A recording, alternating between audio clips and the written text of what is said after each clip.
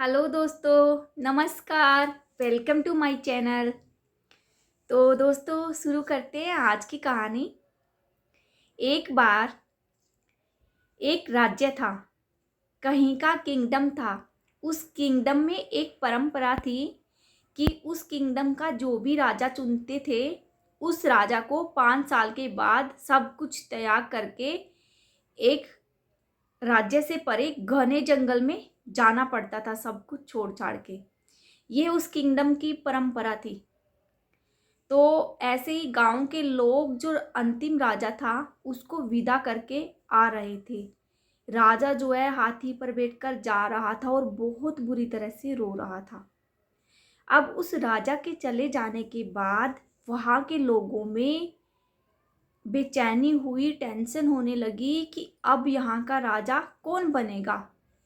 तो वो गांव के ही एक होशियार आदमी के पास गए और उनसे निवेदन करने लगे कि प्लीज़ आप हमारे यहाँ के राजा बन जाए। उस आदमी ने कहा कि नहीं, मैं यहाँ का राजा नहीं बन सकता, क्योंकि उसको पता था कि हर 5 साल के बाद वो क्रॉस करके जाना पड़ेगा, राजा को छोड़ के जाना पड़ेगा, सब कुछ हर चीज़ का त्याग करके जाना पड़ेगा। तो काफ़ी लोगों के कहने पर, बार बार रिक्वेस्ट करने पर उस आदमी ने कहा कि ठीक है, मुझे तुम्हारी ये भी शर्त मंजूर है कि 5 साल के बाद मुझे ये साम्राज्य छोड़ के जाना पड़ेगा और मुझे आपका राजा बनना मंजूर है।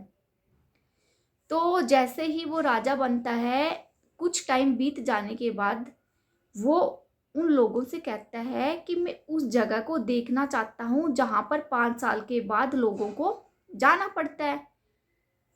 तो गांव वाले लोगों के साथ वो नदी पार करके उस घने जंगल में चला जाता है। वो वहां पर देखता है कि बहुत से राजाओं की लाशें पड़ी है, ढेर लगे हुए हैं लाशों के, पशुओं के, एक से एक बिल्कुल जानवर, खतरनाक जानवर वहां पे भरे पड़े थे। और एकदम घना जंगल था, कुछ भी नजर नहीं आ रहा था। तो राजा ने उसका पूरे जंगल का भ्रमण किया और वापस आ गया। राजा अपनी तैयारी में लग गया कि 5 साल के बाद मुझे भी वहीं जाना है। इसलिए राजा ने राजा बनने के बाद ज़्यादा आनंद ना लेते हुए अपने फ्यूचर प्लानिंग शुरू कर दी। सबसे पहले उसने वहाँ के घने जंगल को कटवाया, क्योंकि वहाँ पे बिल्कुल सूरज की किरणें भी नहीं पड़ती थी, एकदम घना जंगल था। दूसरे साल राजा ने धीरे धीरे वहाँ पे जो खतरनाक जानवर थे उनको पकड़वा लिया। तीसरे साल राजा ने वहाँ पे एग्रीकल्चर का काम करना शुरू कर दिया। वहाँ पे अब लोग खेती करते थे। चौथे साल में राजा ने शेविंग करना शुरू कर दी कि वो ताकि अपने उस 5 साल के कार्यकाल के बाद वहाँ पर जाके आराम से जिंदगी व्यतीत कर सके। 5वें साल उस राजा ने इतना अच्छा कर दिया था कि अब वो आराम से वहाँ पे रिलीफ वाली लाइफ बिता सकता था। और साथ में उस राजा ने उन 5 सालों में लोगों का भी दिल जीत लिया था। इतना अच्छा काम वहाँ पे कर दिया था उसने, एक भी मिनट गवाए कि वो सबके दिलों में राज करने लगा था। अब राजा इतना खुश था, इतना खुश था, उसके 5 साल का कार्यकाल पूरा होने में मात्र 10 दिन थे। उन्होंने लोगों से कहा ठीक है भाई, मैं तो चलता हूँ। लोगों ने कहा कि महाराज अभी तो 10 दिन बाकी है, आप इतने खुश क्यों हैं? 10 दिन तो कम से कम रेस्ट कर लो, आराम की जिंदगी बिता लो। फाइनली वो 10 दिन भी बीत जाते हैं और वो विदाई का दिन आ जाता है। राजा को वही राजाओं वाले कपड़े पहनाए जाते हैं, बिल्कुल प्रॉपर, और हाथी पर बैठा के और उसको निकाला देने वाले होते हैं लोग। और वो राजा हाथी पर बैठकर पूरा खुश हो रहा, हंस रहा। तो गांव वाले कह रहे भाई हमें एक बात बताओ।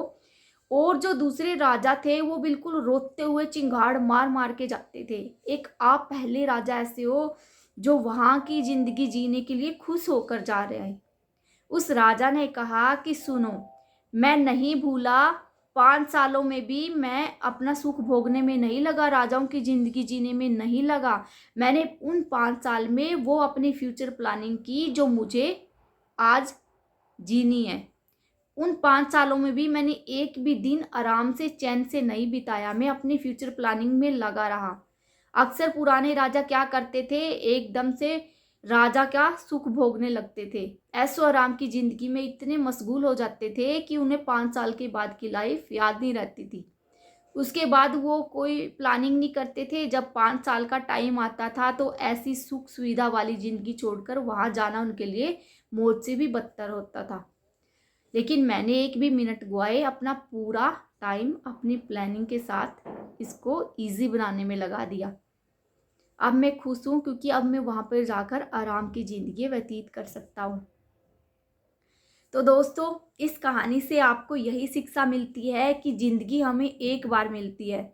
अक्सर स्टूडेंट भी क्या करते हैं कि अपना जो पढ़ाई का टाइम है वो मूवी देखने में, इंटरटेनमेंट करने, यार दोस्तों के साथ गप्पे लगाने में बिता देते हैं। लेकिन ये जो 16 से 24-25 तक ईयर का टाइम होता है, ये आपके ड्रीम को फुलफ़िल करने का होता है, ना कि आपकी ज़िंदगी ऐसे यारी दोस्ती में, शराब में, जुए में, लत में ऐसे ख़राब मत करो। यही बेस्ट टाइम होता है जो बिल्कुल जील एनर्जी आपकी बॉडी में होती है बिना कोई टेंशन के।